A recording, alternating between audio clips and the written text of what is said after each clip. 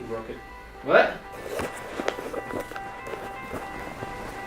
I feel like Mr. Rogers. Yeah.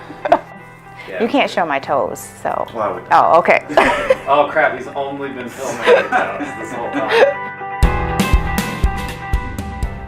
So what I realized personally is that if the internal dialogue is not right, then anything that you're trying to accomplish, anything that you're trying to do is not going to work. For me, when I discovered that it really didn't matter how much education I had or who I knew or where I came from, but the most important thing was my internal dialogue. When I discovered that, that was, I think, the catalyst. So when I knew that in some capacity I wanted to be in leadership, but didn't know quite how to get there, I realized that the very first thing that I needed to do was change the internal dialogue. So I didn't see myself as a leader because I didn't think that I was qualified enough. And so when I began to say to myself, well, Angela, you are a leader, you can do this, you were built for this. When I started to say those things to myself daily, they started to sink in. And so over time, I started to see myself as the person that I wanted to become.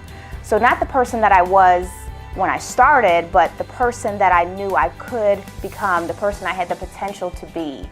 And so I would just talk to myself. I would just say, Angela, you got this, you can do it, you're a great leader. And when I started to believe that, it was as if everything externally started to line up with what I was saying to myself internally. The starting point of changing the internal dialogue was the beginning. That was the first step. And then the second step for me was to find out what an actual leader is and the qualities of a leader. And so I read everything that I could get my hands on, every leadership book, every leadership blog, podcast, you name it. I just immersed myself in that information.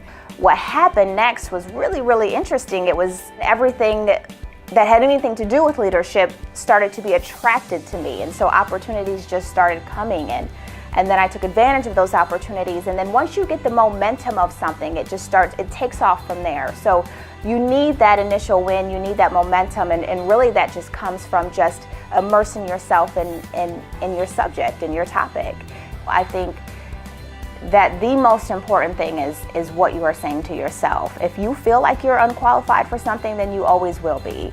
And I am proof that you can be in positions and in places that you're really not qualified for on paper, but you believe in yourself and you believe that you can do those things. And so I think the greatest damage that we can do to ourselves is just tell ourselves that we are not capable of doing something because of the limitations that we may have. So from now on, every day when you wake up, you say, Angela, I can do this.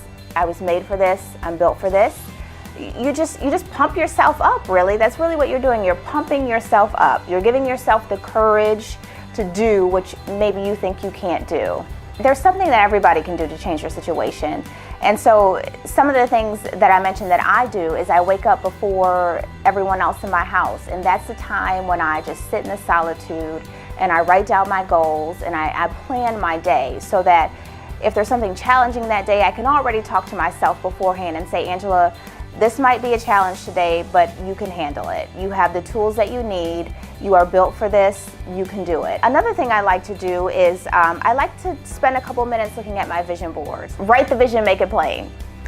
Right? So when you write out your vision for your life, then your life starts to go in that direction. But when you have no vision, you end up anywhere, usually nowhere.